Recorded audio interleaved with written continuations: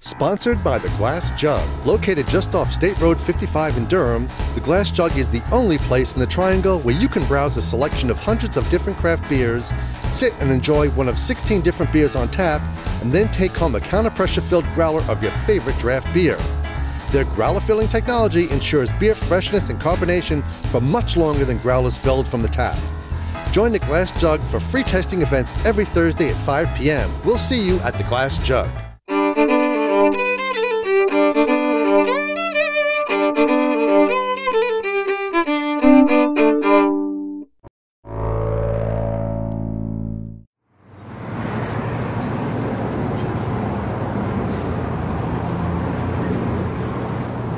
Hi, I'm Glenn. Dave's behind the camera. We're the NC Beer Guys, and welcome to another episode of NC Beer Buzz. We had a long way to come today. We came to downtown Raleigh. We're at the Boylan Street. We're on Boylan Street, the Boylan and Hargett, at the Boylan Bridge Brewpub. And you know, Boylan has been here for a while. How long? Like, I don't even know. And kind of a hidden gem in Raleigh because they've had beer for their own craft beer for a long time. But they were not a big part of the brew scene. They kind of did their own quiet thing here. And some of that might be changing, and we want to come in. They got a new brewer, and we're going to talk to Laren Avery, who's the new brewer here. He's been here about, what, 6 months? 7. Yep. 7, okay. Now. And he's starting to put his mark on the place here. We just had a couple of his beers, and they look great. So thanks for having us in. Thank you for coming. This is an absolutely wonderful experience. Well, good. And we're, of course, on the famous deck at Boylan Bridge. It's just amazing, the view here.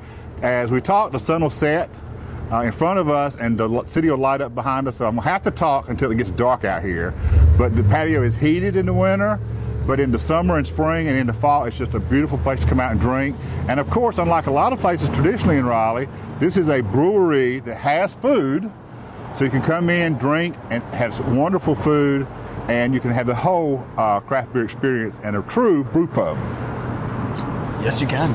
So tell us about Boylan, and how did they attract? What are they after bringing you in?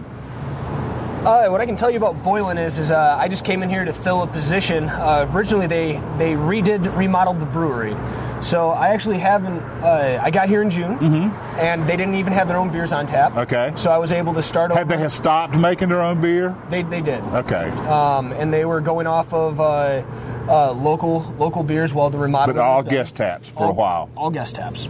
And what is the system here? What are you brewing on? I'm brewing on a 7-barrel DME system. Okay. And that is a new system, or they just rehabbed the old one, or got it back in shape, or? They just got it. They cleaned up the old one, and she's still running just fine. So they had quit brewing on their own system? Yes. Because they didn't have a brewer, or for other reasons? To just get the layout of the brewery a little bit better. They retiled the floors, added more drains. Okay, so they really did upgrade, a rehab kind of situation. Yeah. Because they knew they were going to put some greater emphasis on the craft beer part. I think originally, or at least in my opinion, and my impression was, when we come and drink before, it was more of a place to eat that had its own beer. And that was always, the beer was great, but it was the same beer every time. It was the same 4 or 5 beers. And over time, as you know, the craft beer scene is all about what's new and different.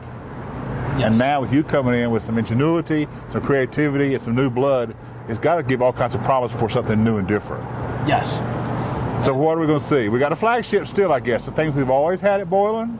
You're going to have some flagships. You know, I've put in some techniques that I've learned over the course of 7 years into them. So even those are not the same that we used to drink, let's say, 2 or 3 years ago. Correct. Okay.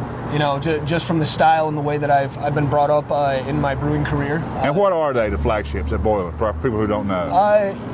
We have rotating. Our flagships, though, our most popular would have to be our Amber, our Summer, our IPA, our Pale Ale, and probably our Stout. Okay. So something for every drinker. Yeah. Something across the continuum.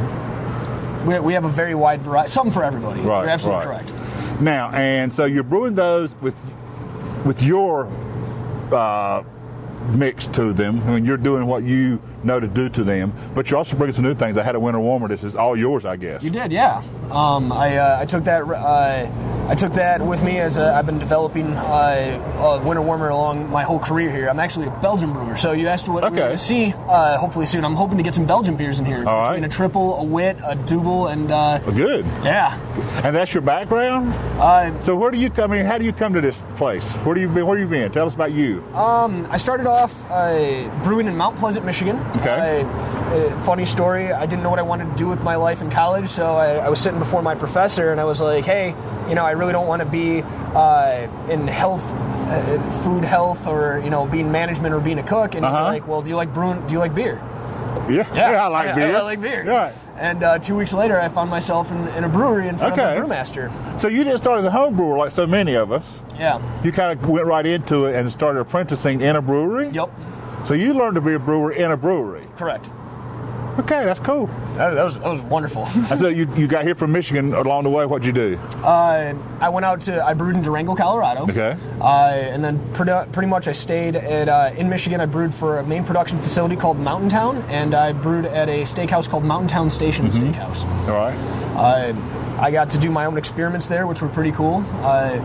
They influenced me greatly by brewing with different herbs and stuff. In fact, they make something known as a gruit. A gruit. Yeah. We actually do know about gruit. We just brewed one. That's another subject. We won't get into. We won't bore our viewers with that. But Dave's our brewer. I'm kind of the assistant. But we just did a gruit. Fantastic. And we wish we'd have known you then, because we didn't really. We knew what we thought it should be, but not having had a lot of them. When it was finished, we liked it, but we didn't really know if it was to style or how much it was like a good gruit. So that's amazing you said that. Yeah, that's a non-hot beer. Yep. For you guys who don't know, look it up. GRUIT. All right, so you brewed in Michigan, and then you were in Colorado for a while. Yep. And then you were briefly in Wilmington associated with a brewery, or how did that go? Originally, I wanted to open up my own place in Wilmington. Okay. But unfortunately, as a lot of business plans go, we got so far and we hit a few major wrenches, and that fell apart there for. And for our viewers who don't know, that was what you might have heard about was going to be the Wandering Willow Brewery in Wilmington, and that's not going to be now. You've walked away from that plan. I have. Okay. So you're going to be satisfied for at least a few years to work for the other man. Yeah, well, I mean, there's nothing but fermentation of the imagination here. That's right. Good. Any beer has nowhere but up to go. And that is so different than most of us have an experience at Boylan, though. That's the difference, because we've come here and had great food and adequate beer for a long time, but it was the same beer every time, great food and the same beer. And as I said before, craft beer drinkers are all about what's new and different and next and wonderful, and that's not like you can bring that to the table. So that's very exciting. Are they going to support you in doing that? You're going to feel good about that? Yeah. That's good. Oh, yeah. I'm very So they're kind of turning you loose more than they might have in the past. Yes. A brewer. Yeah. Good. So what are your hopes? Now, we had the Winter Warmer today. Tell us about the Winter Warmer. The Winter Warmer is an 8.5% beer made with honey and a little bit of maple syrup. It's got a very complex malt background. Very subtle on the maple. If you're not a big maple fan, and I'm not, I was hesitant a little bit, but I tried it, and it's very nice. Very nice. The honey is, the maple is the sweetness, but not like something like maple flavored sausage or some of those things. That artificial maple is not there. Yep. It's very good. And what is it? I wanted to create a very unique mouthfeel to a beer, so I wanted to get some toastiness in there. I included some biscuit malt, some Vienna malt, something to really capture the essence of winter here in Raleigh. All right. We're not going to really see too much snow on the ground, but I want everybody to stay warm. But it does get cold, not always, but that's good. Get a good hearth beer. And what else we might have on tap? Coming up here, hoping to perhaps get a black IPA out and starting on some Belgians. As I was talking before, hopefully this summer I can get out a Belgian wit and a Belgian triple, and really try and open up the scene here to some beers that are still somewhat uncommon that I've found in Raleigh. Oh, good. Now, so as a brewer in the past, I don't know how much experience or effort you had to make to pair food and beer, but here you're going to have to do a little bit of that because they've got the whole food side of the business too. Yep. Do they encourage you to do that kind of pairings? They do. The upper management likes to do more of the pairings than letting me get into it, but we are starting to do that, yes. But as you brew something new and different, they'll figure out the menu so it can kind of be a synergy. Yes. Not only will the beer be new and different, the food may evolve to match better with some of the beer too. And we do run food specials that do match, our beer of the week. Right. So, and for our viewers who don't know about Boylan, it's open for lunch and dinner every night of the week. Yep, every day from 12 to 7. Noon to midnight. Okay, noon to midnight. And the deck is always open. It's not always warm enough to eat out here, but they do have the heaters. Oh, yeah. But there's indoor space, of course, too. That's great. Good. Well, we expect great things. We're so glad you're coming to Raleigh. Perfect. It's going to be exciting. It's going to be good. Happy to be here. Honored to have you guys here. This is fantastic. Well, I think you're going to bring great things to Boylan because I think there have been a little, like I said, a hidden gem that people didn't know about and also took for granted because it was here. They could come here and get beer and good beer, but it was the same kind of beer. And to see you step up and be part of the local beer scene and the NC beer scene, it's going to be great.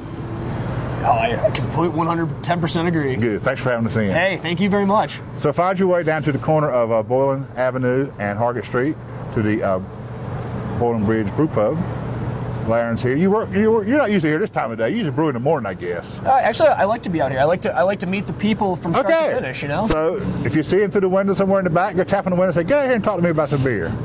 Till next time, this is David Glenn for the NC Beer Guys. Remind you to drink local and keep your beer dollars in North Carolina. Cheers.